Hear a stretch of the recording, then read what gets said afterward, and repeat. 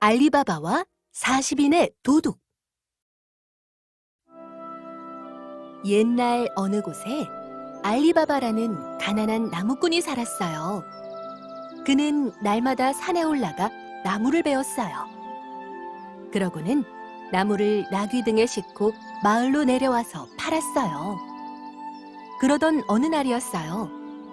알리바바가 나무를 나귀 등에 싣고 있는데 갑자기 요란한 말발굽 소리가 들렸어요. 알리바바는 덜컥 겁이 났어요. 그건 틀림없는 도적배였거든요. 알리바바는 재빨리 나귀들을 수풀 속에 숨겼어요. 그리고 자기도 나무 위에 올라가 몸을 숨겼어요. 말을 탄 도둑들은 커다란 바위 앞에서 말을 세웠어요. 바위는 알리바바가 숨어있는 나무 바로 옆에 있었어요. 이윽고 두목이 소리쳤어요. 열려라 참깨! 그러자 커다란 바위가 대문처럼 스르르 열렸어요. 동굴로 들어가는 문이었지요. 말을 타고 동굴 속으로 들어가는 도둑들을 세어보니 40명이나 되었어요. 얼마 후 도둑들이 동굴에서 우르르 나오더니 어디론가 사라졌어요. 그들이 사라지자 바위문은 스르르 닫혔어요. 알리바바는 나무에서 살금살금 내려와 바위문 앞으로 다가갔어요. 그리고 두목이 했던 이상한 말을 따라해 보았어요. 열려라 참깨! 그러자 문이 스르르 열렸어요. 동굴 안은 도둑들이 훔쳐다 놓은 보물로 꽉 차 있었어요. 눈이 부신 보석, 비단, 금화들로 가득했어요. 알리바바는 아주 가난한 나무꾼이었어요. 그래서 그는 보물을 조금만 가져가기로 마음먹었지요. 알리바바가 커다란 보물자루 하나를 동굴 밖으로 끌고 나오자 문이 스르르 닫혔어요. 보물자루는 무척 무거웠어요. 그는 나귀들을 숨겨둔 곳까지 보물자루를 끌고 가야 했어요. 나귀들이 있는 곳까지 온 알리바바는 나귀 안장에 달린 큰 주머니에 보물을 넣었어요. 그러고는 나무로 주머니를 가린 다음 산을 내려갔어요. 밤이 어두워져서야 집에 돌아온 알리바바에게 아내가 물었어요. 왜 이렇게 늦으셨어요? 쉿! 어서 마당으로 나와서 나귀 등에 실린 짐을 풀어요. 어서!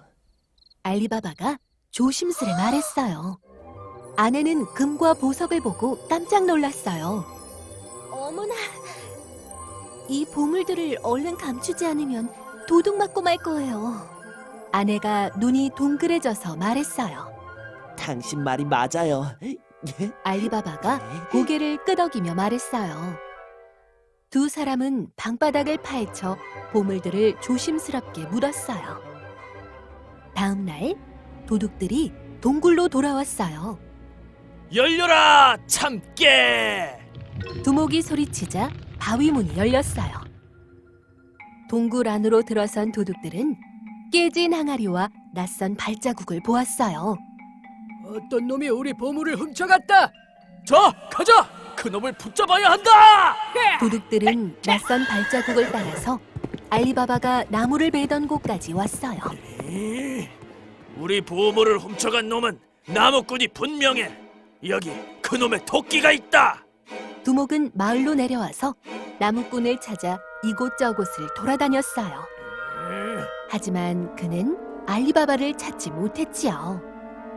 알리바바와 아내는 보물이 필요할 때마다 방바닥을 파헤쳤어요. 보물을 쉽게 꺼내려면 아무래도 이중으로 잠기는 보물 상자가 있어야겠군. 알리바바가 고민 끝에 말했어요. 목수에게 가서 의논해 볼게요. 아내가 말했어요.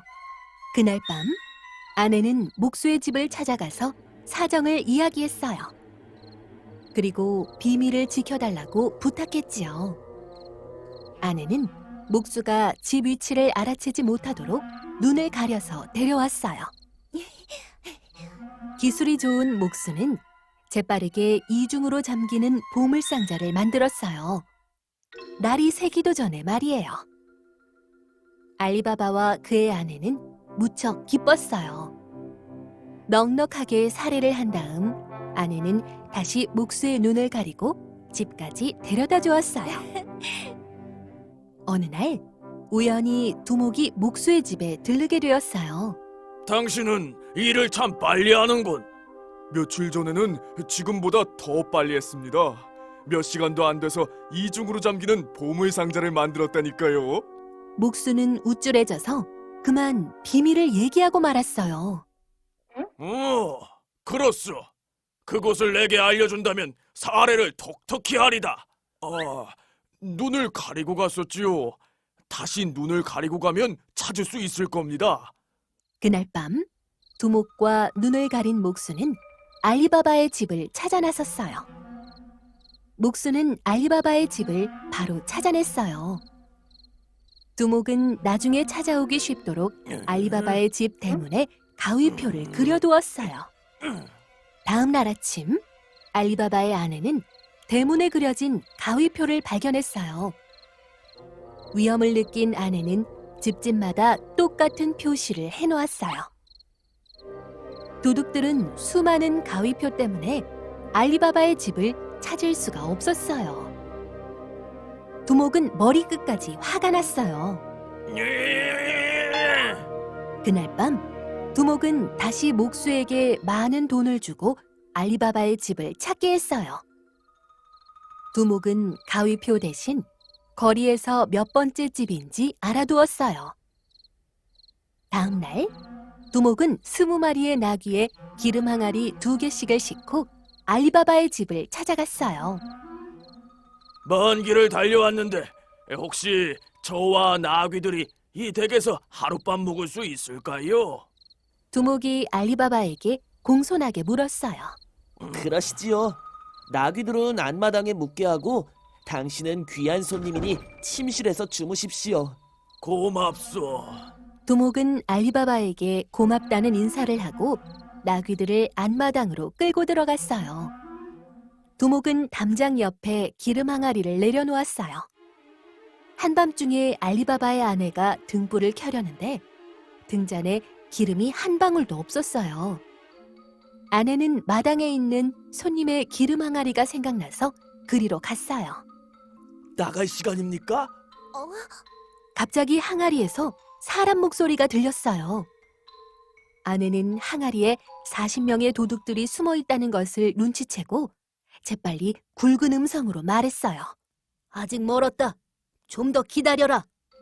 아내는 알리바바에게 이 사실을 얘기했어요. 알리바바는 임금님에게로 뛰어갔어요. 아내는 두목을 침실로 안내하고 잘 자라고 인사했어요. 잠시 후 두목은 창문을 열고 기름 항아리 쪽으로 조그만 돌멩이들을 던졌어요. 곧 시작하겠다는 신호였죠. 두목은 창문을 통해 마당으로 나와 작은 목소리로 외쳤어요. 자, 모두들 조용히 나오너라. 그때 문이 활짝 열리면서 알리바바와 병사들이 들이닥쳤어요. 깜짝 놀란 도둑들은 도망치려고 항아리를 깨고 굴리고 난리였지요. 거기서!